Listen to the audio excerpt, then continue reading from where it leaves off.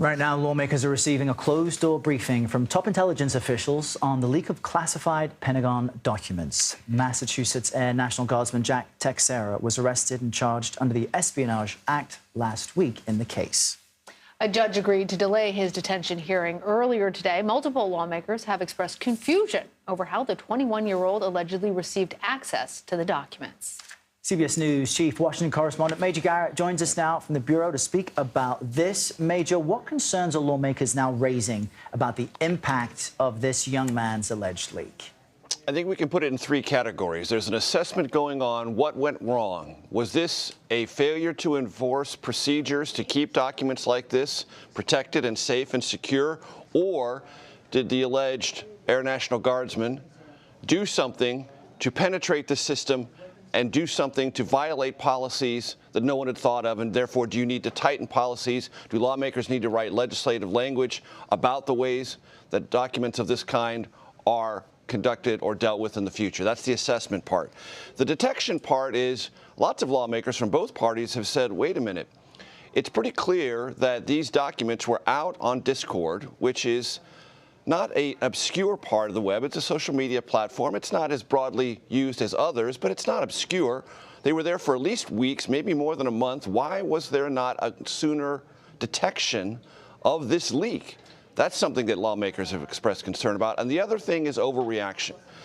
What is a danger on lawmakers' minds right now, in addition to the damage done here, is will there be a pendulum shift to take this information, which is shared across lots of different agencies for lots of valid and necessary national security reasons?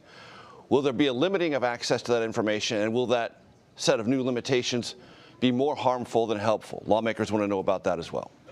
All right, Major, let's shift gears a little bit. Former Vice President Mike Pence is in California today giving a speech on energy policy at the Nixon Library. Any wisdom you have on what to expect in terms of a possible 2024 bid? Would soon satisfy you? Because that's about all we've heard from the Pence camp. Clearly, he's doing all the things consistent with preparations for the launching of a presidential campaign. Meaning, he is on a book tour, he's giving policy speeches, this one on energy, similar to one he gave a couple of months ago on the very same topic. He's going to all the right Republican-leaning places, touching base with not only donors, but activists, and in this case, the Nixon Library, kind of a foundational core of Republican Party conversation. All of those things are consistent with a presidential campaign in waiting. Pence has said he continues to look at it, doesn't feel like he needs to make a decision right away. But it is becoming ever more clear that in the last couple of weeks, former President Trump has done something that was not really expected 2 or 3 months ago. What is that? Consolidate his status as the presumptive Republican frontrunner.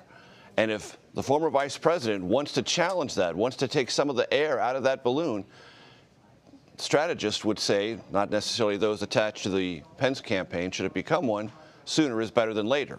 But we don't know an exact date. All we hear is again and again, soon.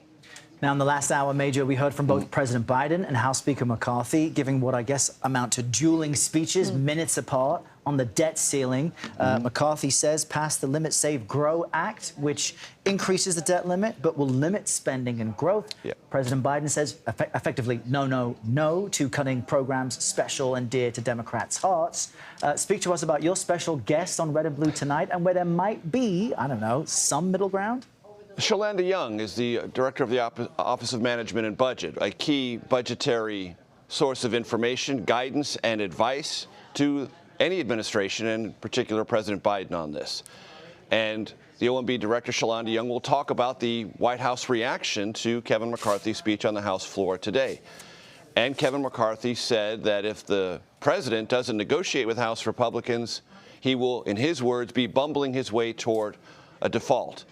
I'm pretty sure the White House position will be, well, you've begun, Mr. Speaker, to outline some of the policy changes you would like to have, but until you get your House Republicans to vote for that, until you have something that approximates not only a list of ideas, but the political clout behind them that you can prove you can produce, there's really not much for us to negotiate about, because you haven't demonstrated within your own conference that this is a Republican Party position.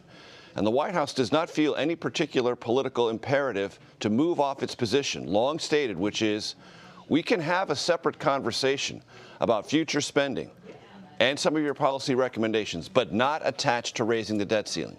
The debt ceiling is central to the preservation of not only the good name and good credit of the United States government, but also to the health of the U.S. economy. And you can't jeopardize that over policy prescriptions. Republicans have said, no, you better negotiate with us now, or there will be no debt ceiling increase. They're still at loggerheads. We'll hear specifically the White House reaction to McCarthy on Red and Blue tonight. All right, looking forward to it. Major Garrett, thank you. Thank you, Major. You can stream Red and Blue tonight at 5 p.m. Eastern right here on CBS News.